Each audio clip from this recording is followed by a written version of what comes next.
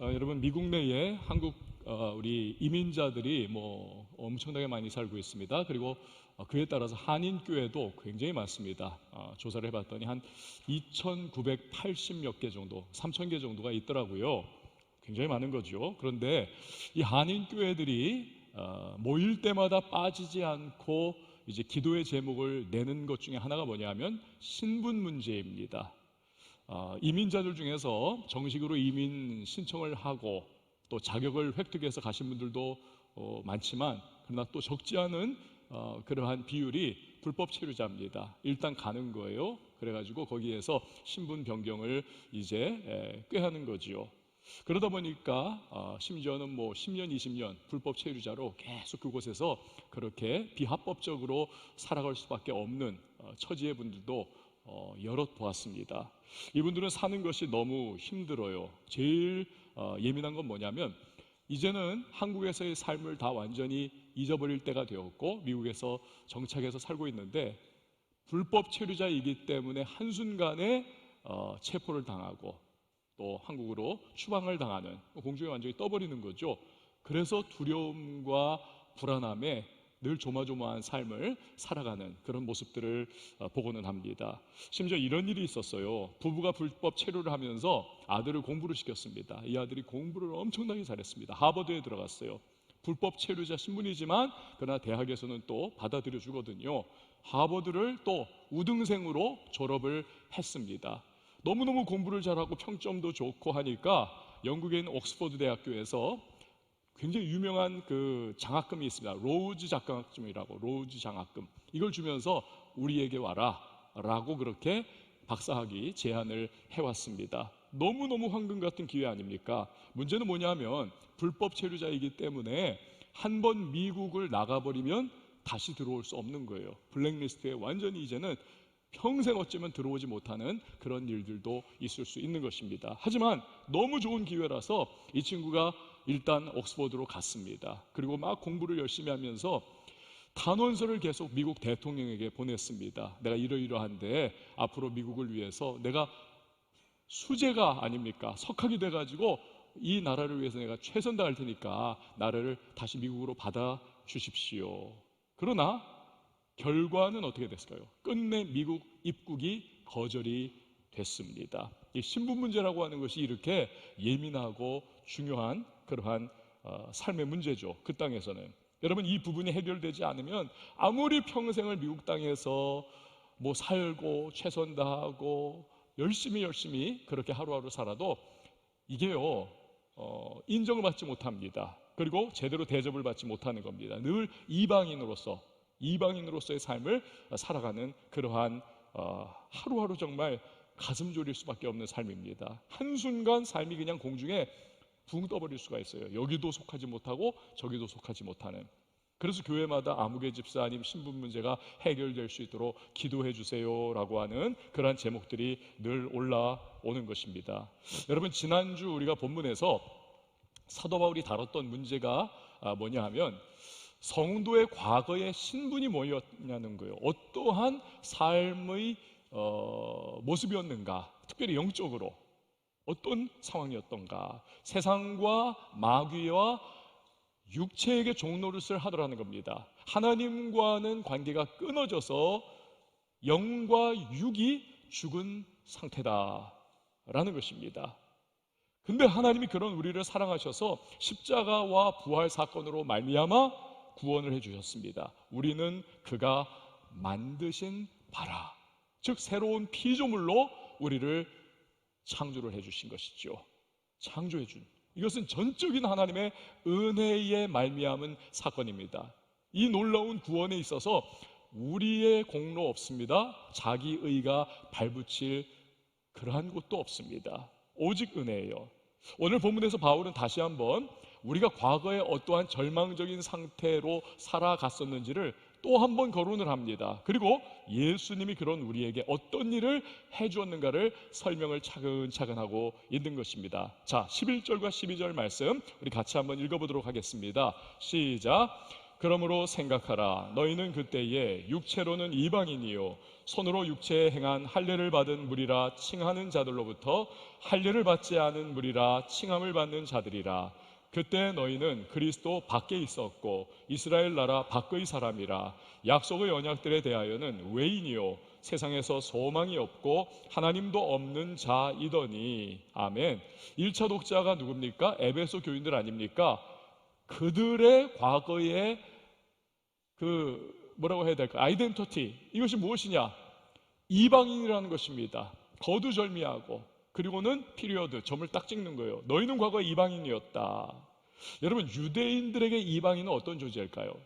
유대인은 어떤 존재입니까? 율법을 받았습니다. 할례를 받았습니다. 우리는 선민이라고 하는 자부심이 그냥 마음속에 꽉 차 있는 사람들입니다. 하나님의 백성. 이러한 유대인들이 바라볼 때 이방인들은요, 같은 시공간에서 살아가고는 있지만 그들은 불법 체류자와도 같은 존재인 것입니다. 저치들은 하나님의 은혜에서 철저히 배제된 소망 없는 존재들이야 라는 것입니다. 여러분, 이 유대인들, 하나님은 그들을 선민으로 택하시면서 어떤 계획을 가지고 계셨습니까? 너희들 잘 먹고 잘 살고 내 축복 많이 받아라입니까? 아닙니다. 그들을 민족과 민족 사이에서 제사장 민족이 되게 하시는 겁니다. 하나님과 사람들 사이에서 중보적인, 그래서 하나님의 계시와 하나님의 뜻을 흘려내보내는, 복을 흘려내보내는, 열방이 복을 받게 하는 제사장 민족으로 하나님이 쓰시기 위해서 그들을 선민으로 택해 부르신 것입니다. 아브라함이 그들의 조상이잖아요. 아브라함을 부를 때 하나님이 뭐라고 하십니까? 너로 말미암아 만민이 복을 받으리라. 그 말씀 안에 벌써 계획이 다 들어있는 것이죠. 그러나 유대인들은 선민의식을 오남용했습니다. 그리고 우월감과 교만에 쩔어버렸습니다. 잘못 사용했어요. 이방인을 상종 못할 인간이라고 터부시했습니다. 관계를 완전히 파탄을 내버리고 말았습니다. 심지어 예수님 시대로 내려오면 유대인들은 이방인들을 개라고 부르고 있었습니다. 바울 당시의 성전이 그러한 유대인과 이방인의 단절을 너무나 대표적으로 보여주는 장소라 할 수 있습니다. 성전은요, 몇 개의 구획으로 이렇게 나뉘어져 있습니다. 가장 핵심적인 요소가 지성소죠. 거기는 1년에 한 번 대제사장이 들어가는 곳이죠. 그 이외의 공간이 이제 성소 아닙니까? 거기는 제사장이 왔다 갔다 하면서 하여튼 업무를 보고 하나님을 섬기고, 그 둘레에는 또 레위인들이 사역을 감당을 합니다.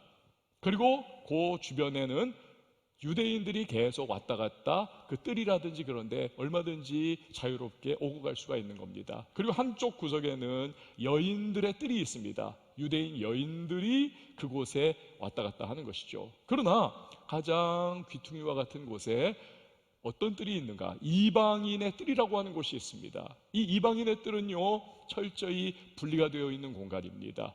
이방인들은 성전 안으로 들어갈 수 없어요. 그 이방인의 뜰에서만 그들은 멀찍이 이루어지고 있는 번제를 눈으로만 볼 수 있을 따름이었습니다. 그리고 거기에서 그냥 기도하고 끝나버릴 수밖에 없어요.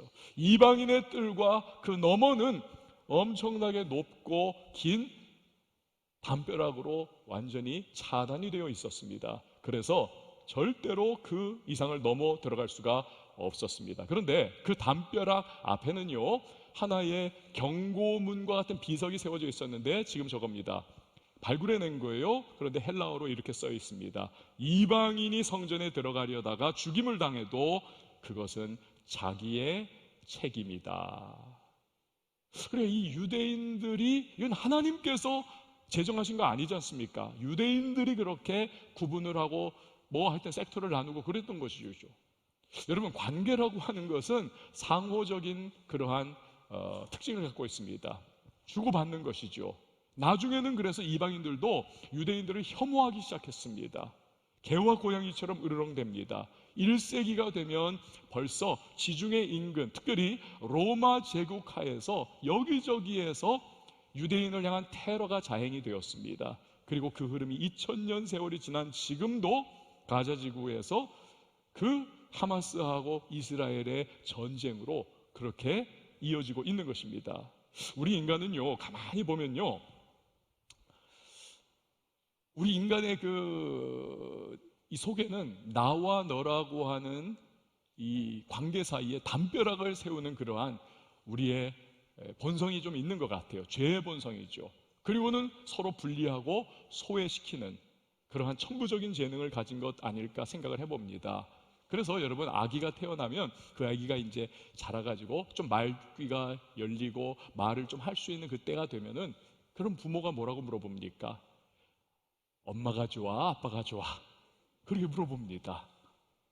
아이고, 애기한테. 그럼 머리가 좋은 애기라면 둘 다 좋아 이렇게 할 것이고, 좀 그렇지 않다면 누구 했다가 좀 섭섭한, 한쪽은 섭섭한 그런 상황이 되는 것이죠.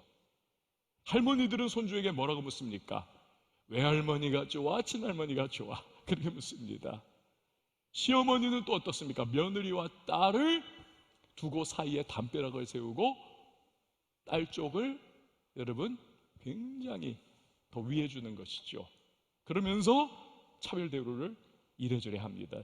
꽤 오래전에 영화를 하나 봤었는데, 장미의 전쟁이라고 하는, 뭐 동명의 우리 TV 드라마도 있었습니다만, 장미의 전쟁이라고 하는 영화가 있었습니다. 왜 이게 장미의 전쟁이냐 하면, 이 부부의 라스트 네임, 이 성씨가 로즈입니다. 로즈, 장미예요. 그래서 미스터 로즈, 미세스 로즈예요. 근데 이 장미 부부가 너무 사랑하고 너무 뜨겁게 좋아하고 막 그렇게 행복한 결혼 생활을 해나갑니다. 그러나 여러분, 결혼 생활 하다가 이제 나이가 점점 들어가고 시큰둥해지고 권태기가 찾아오고, 그리고다 뭐 이때 갈등도 막 생기면서 이제 서로 간에 대립이 막 시작이 됩니다.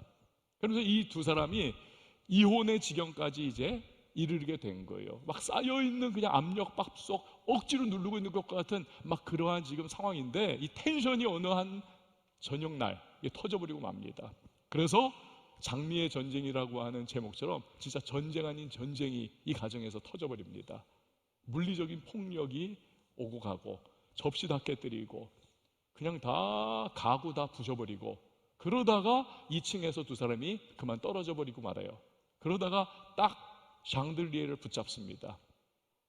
샹들리에가 천장에서 뚝 뽑혀서 떨어지면서 이 두 사람이 같이 추락사를 합니다. 근데 역시 여자가 더 무서운 존재예요. 남자는요, 죽어가면서 마지막으로 자기 아내 손을 붙잡고 좀 옛날의 그 감정을 다시 회복하려고 하는데, 이 여자는요 그냥 탁 쳐버립니다. 그리고 죽어요. 야, 여자가 무섭습니다. 이게 장미의 전쟁이었어요.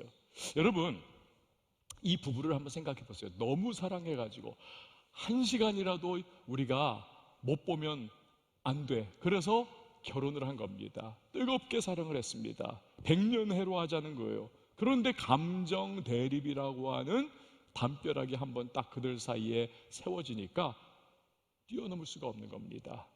원수도 그런 원수가 없는 거예요. 여러분, 이게 인간이라고 하는 존재입니다. 물론요, 때로 우리 사회나 우리 인간들이 스스로 담벼락을 헐고 하나 됨을 가져보려고 하는, 이 평화를 한번 가져보려고 하는 몸부림을 칠 때가 있습니다. 그러나 번번이 역부족으로 끝나버리고 맙니다. 우리가 국사 시간에 1907년에 있었던 네덜란드 헤이그에서 있었던 만국 평화 회의, 여러분 기억하세요? 기억 안 나요? 만국 평화 회의, 여기에 고종이 이트리오를 보냅니다. 그래서 이준열사 보내고 이위종 이상설 밀사로 파견을 합니다. 을사늑약이 이거 너무 부당하다. 우리의 독립을 당신들이 지지해달라. 이러면서 밀사를 보냈는데, 고종이 너무 순진한 생각을 가지고 있었던 거죠. 세계사의 흐름, 강대국의 어떠한 특징을 알지 못한 아주 순진한 발상이었던 거예요. 이 만국 평화회의가 뭐냐면 강대국을 위한 그런 의미를 가지고 있습니다. 평화를 추구하지만 강대국들 간의 평화예요. 식민 통치를 어느 나라를 해야 하는데 강대국들이 다 달라붙으면 전쟁이 벌어지지 않습니까? 그럼 피해가 오고 가잖아요. 그러니 그런 거 없이 평화를 유지하면서 우리가 식민지를 요리해 먹자, 뭐 이런 뉘앙스를 가지고 있는 겁니다. 그러니까 이준 열사가 회의장에 들어가서 막 발언도 하고 막 하려고 했지만 들여보내주지를 않았잖아요. 막 그 의분에 차가지고 그가 자결을 하지 않습니까? 이게 세상이 준다는 평화인 것입니다. 1938년 9월에 영국 수상이던 체인벌린과 독일 히틀러가 평화회담을 가졌습니다. 체인벌린이 공항에 도착해서 영국 국민들이 막 환호를 하니까 그가요, 그 평화협정 조약문을 막 흔들면서, 지금 여러분이 보시는 그 당시에 신문에 나왔던 바로 저 사진입니다. 막 저 평화 조약문을 흔들면서 그가 외쳤던 것이 Peace for our time. Peace for our time. 우리 시대의 평화가 임했다. 자신만만하게 그가 선언을 했습니다만 정말 평화가 임했던가요? 아니요. 1년도 채 되지 않은 1939년 9월 달에 히틀러가 제2차 세계대전을 뻥 하고 터뜨려 버립니다. 이 챔벌레인이 그래서 실각을 하고 윈스턴 처칠이 이제 수상이 돼서 막 설거지 다 하지 않습니까? 여러분, 다 이런 식입니다. 우리도 생각해 보세요. 북한과 우리가 좋았던 시절이 있잖아요. 그래서 우리 대통령 중에 한 분이 노벨 평화상도 수상을 했었고, 이스라엘과 팔레스틴의 수반들이 노벨 평화상을 공동 수상도 했던 적도 있습니다. 평화가 정말 도래했나요? 그렇지 않습니다. 지금 이스라엘과 팔레스틴 지역 하마스와의 전쟁을 한번 보십시오. 온 세계가 지금 들끓고 있지 않습니까? 우리는 평화가 있나요? 아니요. 평화의 파랑새는 이미 날아가 버리고 말았습니다. 인류 역사상 이렇게 통계를 보니까 크고 작은 평화 회담이 몇 번이 있었던가? 여러분 몇 번 정도 있었을까요? 여러분 상상보다 훨씬 많습니다. 저도 깜짝 놀랐어요. 9,000번 이상이 있었다 그럽니다. 고대 사회부터 지금까지 9,000번 이상의 평화 협정이 있었어요. 여러분, 인류에게 평화가 있었습니까? 평화가 없었습니다. 죄성 가득한 인간 스스로의 몸부림으로는 결코 서로를 향한 평화와 화합과 하나됨을 가질 수 없어요. 담벼락을 허물어낼 수가 없는 겁니다. 진정한 평화 없어요. 근데요, 이게 어찌 보면 그게 당연한 것이 우리 개인을 보면 알게 됩니다. 여러분, 우리는요, 나 자신과도 평화를 갖지 못합니다. 나를 보세요. 스스로를 보세요. 나에 대한 혐오감을 가지고 있습니다. 패배주의에 우리는 몸서리를 칩니다. 나는 왜 이 정도밖에 안 되느냐? 내가 스스로 나를 받아들이기가 어려워요. 못난 나, 부족한 나에 대한 불만감이 가득한, 나와 나 자신의 평화가 없습니다. 그러니 여러분, 어디에서 우리가 평화를 만들 수가 있을까요? 인간으로서는요, 불가능한 것입니다. 자, 그렇다면 과연 막힌 담을 헐고 평화를 이루는 것은 불가능한가? 불가능할까요? 그렇지 않습니다. 가능합니다. 조금 더 정확하게 말씀드리자면 이미 평화가 이루어졌어요. 바로 예수 그리스도를 통해서. 자, 오늘의 요절이라고 할 수 있는 13절과 14절 말씀을 우리 같이 한번 읽어보도록 하겠습니다. 시작. 이제는 전에 멀리 있던 너희가 그리스도 예수 안에서 그리스도의 피로 가까워졌느니라. 그는 우리의 화평이신지라. 둘로 하나를 만드사 원수된 것 곧 중간에 막힌 담을 자기 육체로 허시고. 아멘. 예수님께서 십자가에서 죽어주심을 통해서 이룬 일들이 있어요. 한 세 가지로 우리가 생각을 해봅니다. 먼저는 성전의 지성소를 맡고 있던 휘장이 위에서부터 아래로 쫙 찢어진 사건, 여러분 기억하십니까? 지성소는 1년에 딱 한 번 대제사장이 들어갈 수 있지 않습니까? 그것도 약간 그 안에 불결함이 있다면 그는 그 안에서 죽임을 당하게 됩니다.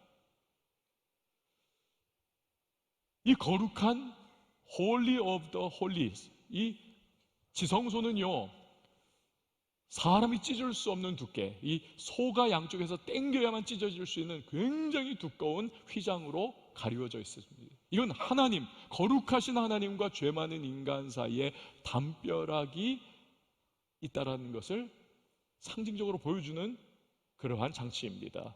그러나 이제 휘장이 예수님이 십자가에서 죽으시는 순간 위에서부터 아래로 쫙 찢어졌습니다. 하나님이 그 휘장을, 그 담벼락을 허물어 버리신 것이죠. 그래서 우리는 예수의 피를 힘입어서 하나님께 담대히 나아갈 수가 있게 된 것입니다. 담은 허물어졌어요. 하나님과 우리 사이에 평화가 이루어진 것입니다. 자, 또 하나, 예수님께서 십자가에서 죽으시는 순간 이루신 것, 율법을 완성하셨습니다. 불완전하고 죄인된 인간이 율법의 요구를 다 이룬다, 여러분 불가능합니다. 저와 여러분이 율법 앞에 서는 순간 우리가 체감하는 것은 무엇입니까? 아, 나는 어쩔 수 없는 죄인이구나. 이 율법 하나 내가 겨우 몸서리치면서 지켰는데 수많은 다른 불가능한 율법들이 나를 기다리고 있는 걸 보면서 나는 죄인이구나. 그래서 우리는요, 자기의 죄를 보게 되고 나의 공로로, 나의 의로 이룰 수 없는 구원, 그것을 구세주 예수 그리스도를 바라보면서 우리는 갈구하는 것입니다. 그래서 율법의 여러분 기능이 무엇입니까? 몽학 선생이라고 하잖아요. 어린아이를 선생이 늘 가르치고 이끌어 가듯이 율법은 우리를 아무것도 모르고 철부지와 같은 자기 잘난 맛에 사는 줄 알고 있던 우리를 율법은 너희는 죄인이야 알게 하고 우리를 예수 그리스도께로 인도해 가는 역할을 하고 있는 것입니다. 그게 율법의 기능이지요. 완전한 하나님이신 예수님께서 율법의 요구대로 완벽히 사셨습니다. 동시에 완전한 인간이신 예수님께서 율법의 요구대로 우리가 받아야 할 형벌을 십자가에서 완벽하게 담당을 하셨습니다. 이런 구세주 예수를 믿는 믿음으로 구원받는 사실을 여러분 꼭 믿으시기를 바랍니다. 그래서 율법은 예수님으로 인하여 완성이 된 겁니다. 또 율법은 구원받는 일에 있어서는 무가치합니다. 무기력합니다. 율법은 구원에 있어서는 어떠한 능력도 발휘하지 못하는, 그래서 율법의 완성이 되시는 예수님께서 그 율법을 구원에 있어서 폐기해 버리셨어요. 소용없다. 그것이 15절 상반절에 나오는 말씀이죠. 법조문으로 된 계명의 율법을 폐하셨으니. 자, 세 번째, 예수님 십자가에서 피 흘려 죽으시는 순간에 어떤 일 이루셨습니까? 유대인과 이방인 사이에 있던 차별을 완전히 철폐해 버리셨습니다. 우리는 율법 받은 민족, 너희는 못 받은 민족. 이게 유대인의 자랑이었고 이방인을 향한 싸늘한 시선이었습니다. 그러나 율법은 완성되고 또 폐해졌습니다. 구원은 유대인이나 이방인이나 예수를 믿는 믿음으로 얻을 수가 있는 것입니다. 그러니 이제는 유대인이나 이방인이나 차별이 있을 수가 없는 거예요. 대신에 믿음 안에서 그들은 하나가 되는 것입니다. 그것이 15절 하반절에 나오는 말씀이죠. 같이 한번 읽어봅니다. 시작. 이는 이 둘로 자기 안에서 한 세 사람을 지어 화평하게 하시고. 아멘. 이 둘, 즉 이방인과 유대인을 한 세 사람으로, 믿음으로 구원받는 세 사람으로 그렇게 만드셨다는 거예요. 그리고 화평하게 하셨다는 거예요. 평화를 주셨다.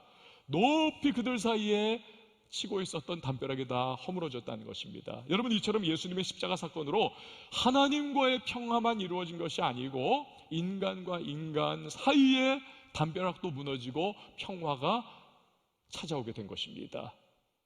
그것을 로마서 10장 12절 13절이 우리에게 잘 보여줘요. 우리 같이 한번 읽어봅니다. 시작. 유대인이나 헬라인이나 차별이 없음이라 한 분이신 주께서 모든 사람의 주가 되사 그를 부르는 모든 사람에게 부요하시도다. 누구든지 주의 이름을 부르는 자는 구원을 받으리라. 아멘. 누구든지 차별이 이제는 없어요.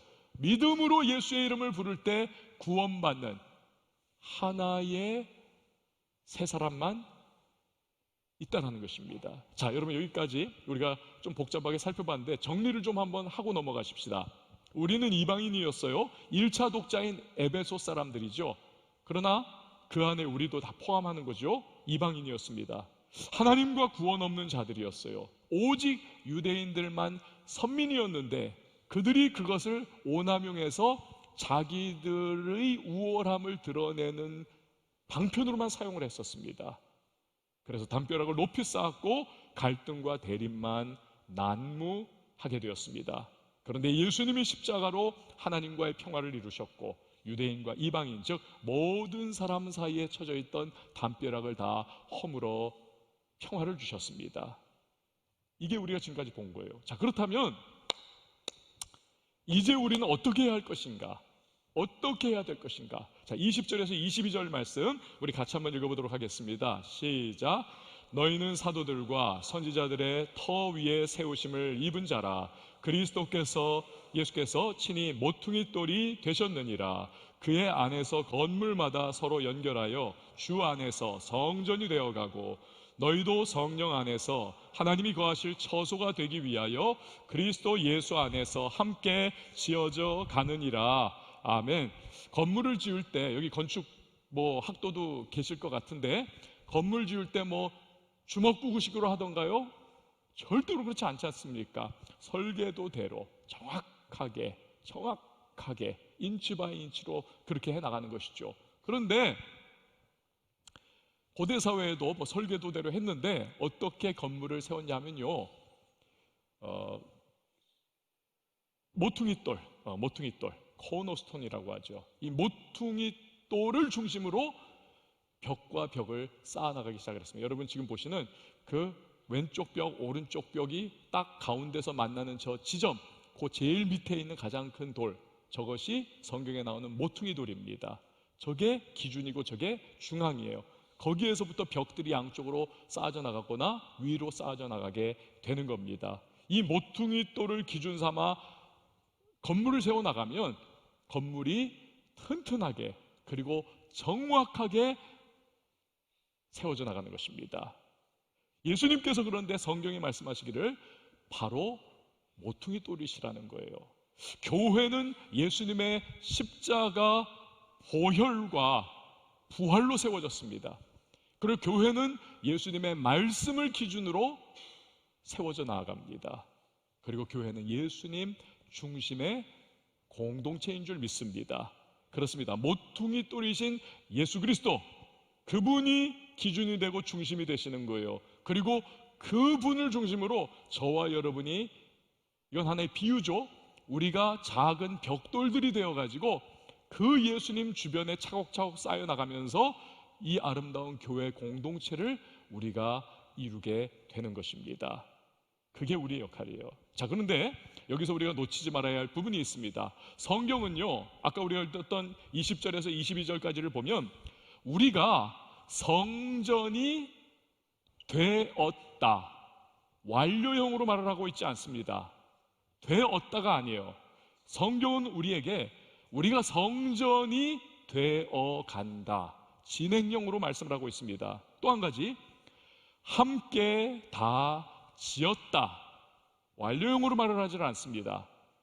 성경은 함께 지어져 간다, 진행형으로 말씀을 하고 있는 것입니다. 다시 말하면 저와 여러분 그리고 우리가 이루는 교회는 공사 중이라는 겁니다.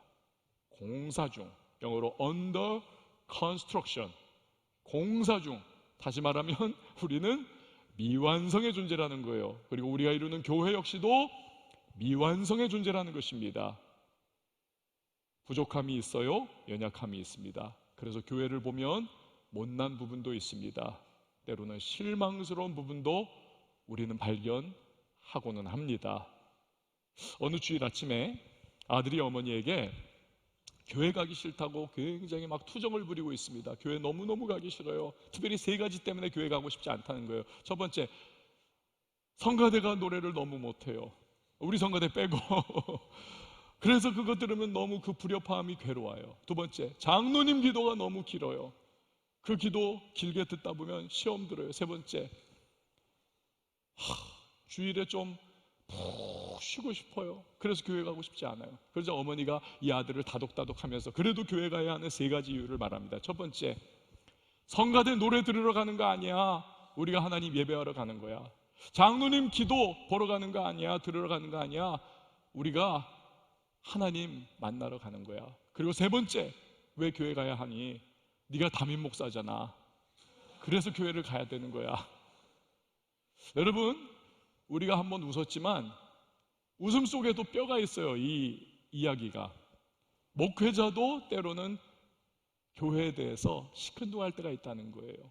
하물며 여러분, 성도님들이야 교회에 대해서 오죽할 때가 많지 않겠습니까? 교회를 보면 정말 신물이 나고 교회의 부조리가 너무너무 정말 창피하고 괴롭고 교회를 떠나고 싶고, 그래서 가나안 교인이 200만 명이라고 하는 통계까지 지금 나왔고, 교회의 오락서니를 보면 정말 싫다 싫어 이렇게 막 한숨이 나오는 그런 모습들도 없지 않아 있습니다. 그러나 오늘 말씀처럼 여러분, 교회는 아직 미완성이요 공사 중이라고 하는 사실을 우리는 다시 한번 생각을 해야만 합니다. 여러분, 공사판에 가보신 적 있나요? 공사의 현장 오고 가면서 이렇게 눈으로 볼 때 있지 않습니까? 얼마나 지저분합니까? 철근이 막 그냥 삐죽삐죽 나와 있고, 전선줄이 여기저기서 빠져나와 있고, 자재는 막 그냥 더럽고 지저분하게 그냥 막 먼지를 뒤집어 쓴 채 쌓여 있고, 진짜 이거 빨리 왜 안 되냐 하면서 막 되게 흉물과 같은 그러한 모습 아닙니까? 그런데요, 여러분, 어느 시점이 지나서 그곳을 지나가다 보면 깜짝 놀라게 돼요. 언제 이런 건물이 다 완성이 됐지? 너무 수려하고 아주 다용도의 건물이 거기 탁 아름답게 서 있는 모습을 보면서 그 이전에 있었던 지저분했던 공사 현장이 싹 잊혀지는 것이죠. 여러분, 마찬가지입니다. 예수님 다시 오시는 그날이 되면, 그 재림의 날이 되면요, 공사 중인 교회는 아름답고 완전한 교회가 될 것입니다. 그리고 그때 예수님께서 선포하실 거예요. 너는 이전에는 공사 중이었지만 이제 드디어 공사 끝이라고 예수님께서 선포를 하실 겁니다. 여러분, 그러므로 우리는요, 교회를 바라볼 때 날카로운 감독자의 시선으로 교회를 바라보는 것이 아니라 우리는 따뜻한 엄마 아빠의 시선, 부모의 시선으로 교회를 바라볼 수 있어야만 합니다. 엄마 아빠가 갑자기 생각이 안 나요. 그 한 발짝 뛰는 걸 뭐라고 하죠? 아기가? 좀 크게. 걸음마. 갑자기 생각이 안 났네. 네, 걸음마를 뛰는 그 아이를 보면서 여러분, 야, 그거밖에 못하니? 너 지금 두 발자국밖에 못 걸었어 하면서 여러분 책망하고 꾸짖던가요? 아니요. 그 한 발자국 걸은 걸 보면서 와, 우리 애기 걸음마 드디어 떴어 하면서 막 박수 쳐주고 한 걸음 더 한 걸음 더 하면서 막 끌어안아주고 볼 비벼주고 막 그러지 않습니까? 그게 여러분이 그렇게 잘한 거예요. 저도 그렇고. 그 부모의 따뜻한 시선과 사랑 때문에. 여러분, 한국 교회는 이미 너무 많이 손가락질 받았고, 너무 많이 비판받았고, 너무 싸늘하고 냉정한 시선을 너무 많이 받았습니다. 우리까지 그렇게 할 필요가 없어요. 이미 차고 넘치게 많이 받았고 많이 받았습니다. 우리는 따뜻한 부모의 시선으로 한국 교회를 바라보고 기도해주고 눈물 흘려주고 마음 아파해주고 사랑해주는 그러한 모습이 이제 우리에게는 필요한 겁니다. 그래서 여러분, 저를 한번 이 시간에 따라해 줬으면 좋겠어요. 한국교회요, 힘을 내라. 한국교회요, 일어나라. 한국교회요, 전진하라. 할렐루야. 이게 우리에게 필요한 시선입니다. 종로에 가면요, 승동교회라고 있습니다. 승동교회. 사무엘 무어 선교사님이 시작을 했습니다. 박성춘 이라고 하는 이름의 이 백정이 역병에 걸려가지고 죽어가고 있어요. 이 사무엘 무어 선교사님이 너무 불쌍한 겁니다. 그래서 고종의 어의 노릇을 하고 있던 에비슨이라고 하는 의료 선교사님을 데리고 이 박성춘을 치료하기 시작했습니다. 죽다가 살아났어요. 너무 감사한 겁니다. 사람들이 자기를 인간으로 취급 안 하고 말하는 짐승으로 자기를 그렇게 대했었는데, 아니 임금님의 어의와 같은 서양 선교사님이 자기를 치료해 준 거예요. 너무 감사해가지고 그때부터 선교사님의 교회를 그가 다니기 시작을 했습니다. 열심히 신앙생활을 해요. 근데 문제가 터졌습니다. 그 교회에서 신앙생활을 하던 양반 교인들이 데모를 하기 시작했어요. 우리는 백정놈하고 같이 신앙생활할 수 없다. 백정놈 쫓아내라. 사무엘 무어 선교사님이 단호하게 거절합니다. 성경은 우리에게 지위고하가 없다. 우리는 다 그리스도 예수 안에서 새로운 피조물이고 하나다라고 강조를 합니다. 틀린 말 없잖아요. 성경이 그대로 나온 거잖아요. 할 말이 없습니다. 똑똑한 양반 교인들이 그래서 한 발짝 뒤로 물러나면서 새로운 조건을 내겁니다. 그러면 우리 양반들이 앉을 수 있는 좌석을 따로 마련해 주시오. 이 사무엘 무어 선교사님이 그것도 거절을 합니다. 그럴 수 없다. 그러자 이 양반 교인들이 다 모여가지고 회의하고 다 교회를 떠나버리고 자기들의 교회를 세웠어요. 여러분, 얼마나 안타깝습니까? 이게 조선 기독교사에 있었던 이야기입니다. 예수님이 십자가로 막힌 담을 다 허물어뜨려 버려 주셨는데 그들은 자기들의 지위 고하, 신분 때문에 새로운 담을 쌓아 올렸던 것이죠. 너무너무 안타깝습니다. 그런데 오늘날 교회 안에도 그런 일들이 발생하고는 해요. 예수님은 유대인과 이방인 사이에 담을 다 헐어내리셨는데 오늘날 우리들 안에는 정치 색깔, 우리의 성격, 학벌, 그리고 지위, 내가 어느 지역의 출신인가, 이런 것들로 우리가 담을 세워나가는 일들이 교회 여기저기에서 있을 수 있습니다. 그래서는 안 되는 것입니다.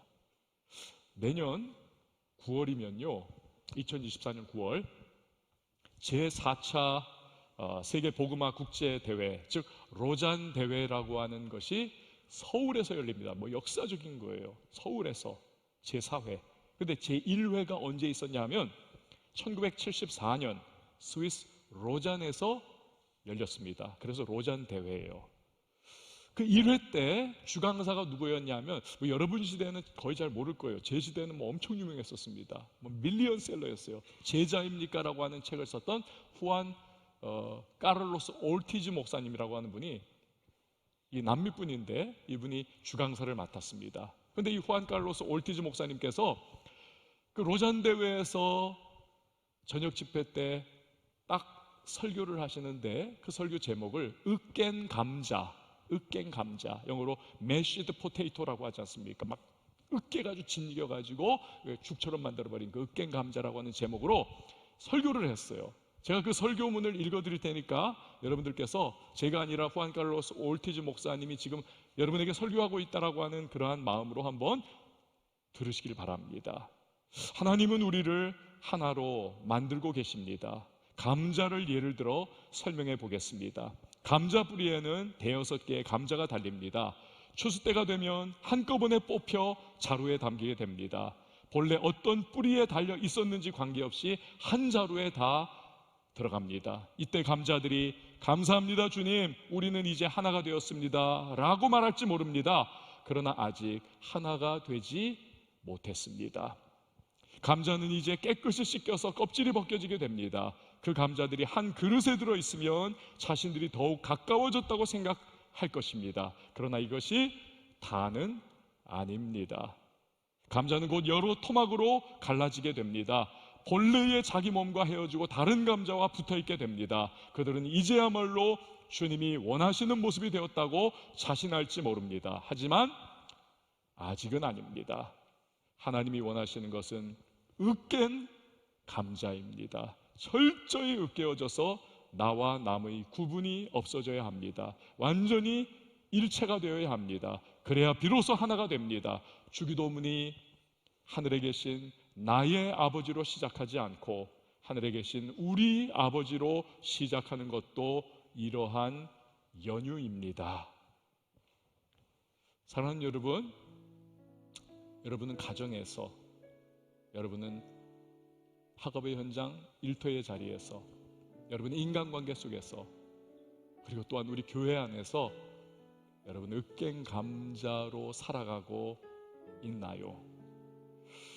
십자가에서 하나님과 우리, 사람과 사람 사이에 높이 쳐져 있던 담을 예수 그리스도께서 다 허물어 주셨습니다. 그리고 하나님과의 평화, 사람과의 평화를 이루어 주셨습니다. 우리 함께 그렇다면 그 주님의 평화를 맛본 저와 여러분이 가정과 인간관계에서 평화를 이루는데 우리가 쓰임받아야 하지 않겠습니까? 우리가 으깬 감자와 같이 되어서 어렵고 힘들지만 원수 맺었던 관계를 이제는 그 결박을 풀어버리고 하나님이 우리에게 원수되었던 우리에게 자유와 아들의 특권을 준 것처럼 우리도 뭔가 사랑의 손길을 내밀어야 하지 않을까요? 용서의 화해의 손을 내밀어야 하지 않을까요? 그리고 교회 안에서 우리가 으깬 감자가 되어서 서로의 다름과 차이에도 불구하고 이 교회를 아름답게 세워나가며 주님이 다시 오시는 날, 지금까지는 공사 중이었지만 이제 너희는 공사 완료라고 하시는 그날까지 세워나가야 하지 않겠습니까? 이런 은혜가 저와 여러분 우리 모두에게 함께 할 수 있기를 주님의 이름으로 축원을 드립니다. 자, 우리 다 같이 일어나서 함께 찬양하겠습니다. 오늘부터 우리가 찬양을 이제 새로운 것으로 또 변경을 했어요. 하나님의 부르심, 우리 찬양 함께 하면서 주님이 오차 없으시고 또 실수 없으신 그 하나님께서 나를 부르셨습니다. 인도해 가실 것입니다. 이 믿음으로 우리가 이 찬양 반응했으면 좋겠습니다. 하나님의 부르심에는 후회하심이 없네. 내가 이 자리에 선 것도 주의 부르심이라. 하나님의 부르심에는 결코 실수가 없네. 나를 부르신 하나님의 진실하심을 믿네. 작은 나를 부르신 뜻을 나는 알 수 없지만 오직 감사와 순종으로 주의 길을 가리라. 때론 내가 연약해져도 주님 날 도우시니 주의 놀라운 그 계획을 나는 믿으며 살리. 날 부르신 뜻 내 생각보다 크고 날 향한 계획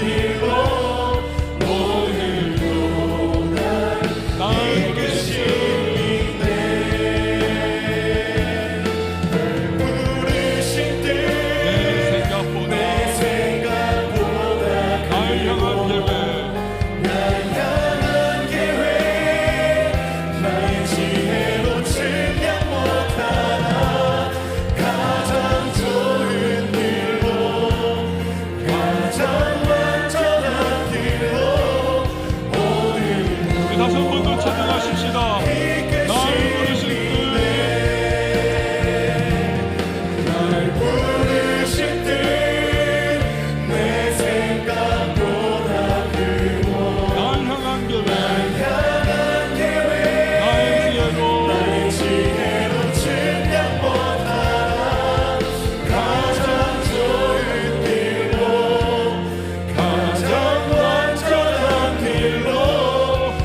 마지막으로 우리 함께 찬양하십시다. 날 부르실 때 날 부르실 때 내 생각보다 크고 날 향한 계획 나의 지혜로 증량 못하나 가장 좋은 길 완전한 길로 가장 완전한 길 오늘도 날 이끄십니다. 가장 좋은 길로 가장 완전한 길로 가장 좋은 길로 가장 완전한 길로 오늘도 날 이끄시네. 여러분, 이런 하나님께 우리 감사의 박수 올려드리면 어떨까요? 주님을 신뢰합니다. 믿고 감사를 드립니다. 할렐루야. 그분이 우리 하나님이십니다. 여러분, 이 시간에 우리 함께 기도했으면 좋겠습니다. 으깬 감자를 생각하세요.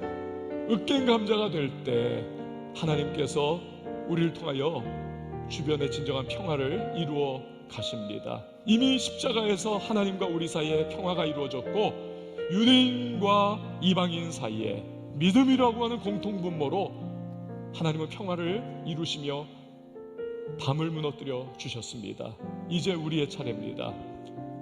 갈등이 있는 곳에, 번민이 있는 곳에, 원수 맺음이 있는 곳에, 분열과 다툼이 있는 곳에 우리가 나아갈 때 그곳에 평화가 임하게 하여 달라고, 나를 사용하여 달라고 하나님의 성령으로 나를 채워주시고 인도해 주셔서 나의 육성으로는 감당할 수 없으니 주님 그 은혜로 나를 붙잡아 사용해 달라고 기도하시기를 바랍니다. 아울러서 하나님과의 관계 더욱더 친밀해질 수 있도록 도와주시고 성령으로 말미암아 하나님 으깬 감자와 같이 주님의 몸된 교회를 세워나가는 일에 일조할 수 있는, 그리하여 공사 완료라고 하시는 그날 기쁨으로 예수 그리스도께 나갈 수 있는 우리가 다 될 수 있도록 도와달라고 이 시간 말씀을 기억하시면서 우리 주님의 이름 한번 외치고 통성으로 기도합니다. 주여, 하나님 아버지 감사합니다. 거룩하신 하나님 아버지, 예수 그리스도의 십자가가 우리와 하나님과의 사이에 있었던 그 어마어마한 담대함을 변화시켰습니다. 평화가 이루어졌습니다. 예수 그리스도의 십자가는 동시에 유대인과 이방인 사이에 있던 어찌할 수 없었던, 하나될 수 없었던 그 담대함을 거두고 믿음 안에 하나 되게 하셨습니다. 주님, 그 놀라운 은혜를 경험한 우리들이 이제는 우리의 삶의 현장 속에서 주님이 사용하신 으깬 감자가 되어 주님 도와주시옵소서. 나의 기호와 나의 마음과 나의 부족한 그릇들을 하나님의 성령께서 사용하시고 넓혀주시고 하나님 붙잡아 주셔서 채워주셔서 하나님 내가 있는 곳에, 가정에서, 교회 현장에서, 학업의 날에서, 인간관계에서, 나아가 교회에서 하나됨이 일어날 수 있도록 용서와 화해와 화답이 이루어지시도록 은혜를 베풀어 주시옵소서. 원수와 우리를 여러모로 갈등하게 하고 분열하게 하고 우리를 찢어지게 하게 하오나 우리는 하나님을 지켜나갈 수 있도록 주님 도와주시옵소서. 주님의 몸된 교회를 위하여 늦게 감정을 내어 우리 한 사람 한 사람이 주 그리스도 예수를 버리고 모시며 우리가 함께 지나며 하는 교회를 세워나갈 수 있는 아름다운 주님의 백성들의 모습 되게 하여 주시옵소서. 주님과 주신 그날 완성된 공사 끝이라고 하시는 영광스러운 은혜 속에 기뻐하게 하여 주시옵소서. 여러분, 이 시간에 기도할 때에 우리 한 주간을 놓고 방패로 두름과 같이 우리 먼저 방비하는 기도를 드렸으면 좋겠습니다.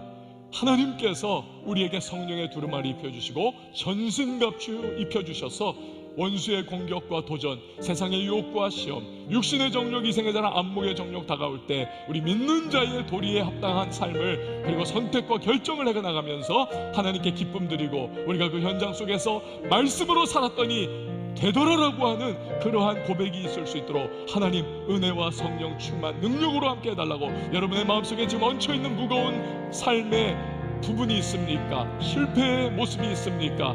주님 앞에 드리세요. 그리고 하나님께서 내 삶 속에 역사해 주시기를 여러분 구하고 청하고 기도하세요. 하나님 은혜를 베풀어 주시는 좋으신 분이십니다. 이 시간에 우리 다같이 주님의 이름 한번 외치고 우리 한 주간을 놓고 주님 앞에 나갑니다. 주여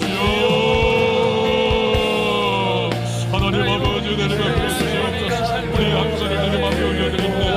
하나님 여러분 환경과 상황이 다가올 때 아버지 믿음으로 바라보게 하시고 있는 하게 하시고 믿음으로 대처해 나가는 사람들이 될 수 있도록 도와주시옵소서. 하나님 우리가 선택과 결정할 때마다 우리 하나님의 인정하시는 하나님의 길을 걸어가는 하나님의 사람들이 될 수 있도록 도와주시옵소서.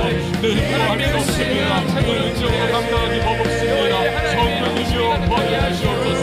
기름 부어주시옵소서. 전신갑 주시옵소서. 은혜를 베풀어 주시옵소서. 충만하게 내 안에 역사해 주시고 채워주시고 기름 부어 넘치게 해주셔서 하나님의 흘러넘친 은혜로 말미암아 우리의 삶을 감당해 나갈 수 있도록 하여 주시고 그 삶의 현장 속에서 하나님의 말씀대로 살아가는 되돌아라고 하는 하나님의 아름다운 고백이 우리의 고백 되시고 우리 일주일 건너게 하여 주시옵소서. 여러분 마지막으로 기도할 때에 우리 각 부서를 놓고 기도해 주시기 바랍니다.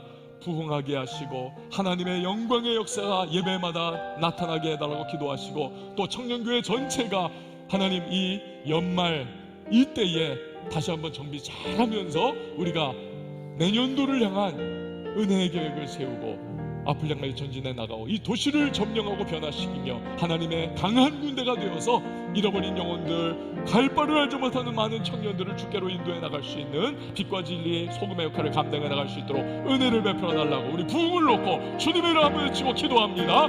주여 하나님 아버지 은혜를 베풀어 우리 청년들과 하나님의 역사를 진행하는 실제로 이 문제가 늘 가득한 하나님과 주옵소서. 주님의 성령의 역사에 가슴 가운데 무서운 하시고 하나님의 영광을 선포하며 각 부서가 힘으로 권고하며 앞을 향해 전진해 나가소서.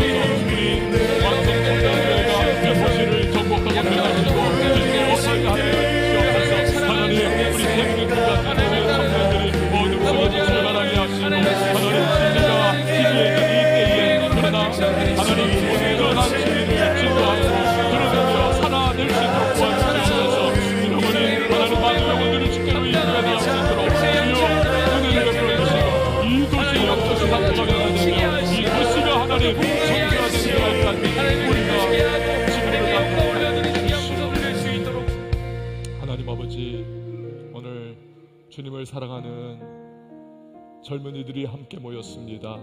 한 주간의 삶에 때로는 좌충우돌했고 실패와 죄 가운데에 허우적거렸던 연약했던 순간도 있지만 그러나 오늘도 주일을 맞이하여 예배의 자리에 나와 하나님 앞에 섰음을 하나님께서는 기억해 주시고 우리 모든 청년들 영육간의 새로운 기름 부으심으로 충만히 채워 주시옵소서. 앞에 있는 한 주간을 넉넉하고 담대하게 살아갈 수 있도록 성령님 기름 부어 주시고 전신갑주 입혀 주시옵소서.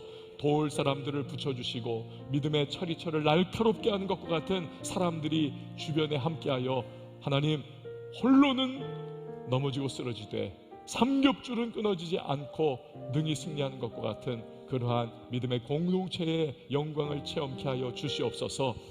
놓아두시는 삶의 자리 현장 속에서 하나님 크고 작은 선택과 결정 속에 말씀 중심의 결정 선택해 나가게 하시고 말씀대로 힘들고 어렵고 눈물 나도 한 걸음 한 걸음 나아갔더니 주님이 반드시 승리 주셨다라고 하는 은혜의 고백이 우리 청년들의 간증거리가 되게 하여 주시옵소서. 으깬 감자와 같이 우리가 화평과 평화의 사람들로 자리매김하게 하시고 교회를 세워나가는 일에 모퉁이 돌이 되시는 예수 그리스도 중심으로 그 말씀을 따라 우리가 행할 때에 우리 청년교회가 아름답게 부흥하고 성장하며 이 도시의 잃어버린 영혼들을 주께로 인도하는 멋진 믿음의 공동체가 든든하게 세워지게 하여 주시옵소서. 오늘도 예배를 섬기는 모든 봉사의 손길들을 기억하사 그 자리가 은혜와 축복 하나님의 기억해 주시는 자리가 되게 하여 주시옵소서. 귀한 예물 하나님 앞에 믿음으로 봉헌합니다. 11조 주일원금, 감사헌금, 성교헌금, 일천번제, 서원헌금, 각양의 예물을 땀과 시간과 정성과 인생의 결정체인 예물로 주님 앞에 올려드리오니 연락하여 주시고 하늘의 신령한 은혜와 땅의 기름진 복으로 또 공급의 은혜로 갚아 주시옵소서. 이제는 우리 주 예수 그리스도의 은혜와 하나님 아버지 극진하신 사랑과 성령의 교통하심이 우리 모든 예배자 한 사람 한 사람 머리머리 위에 그 한 주간의 삶 위에 이제부터 영원토록 함께 계실지어다. 아멘.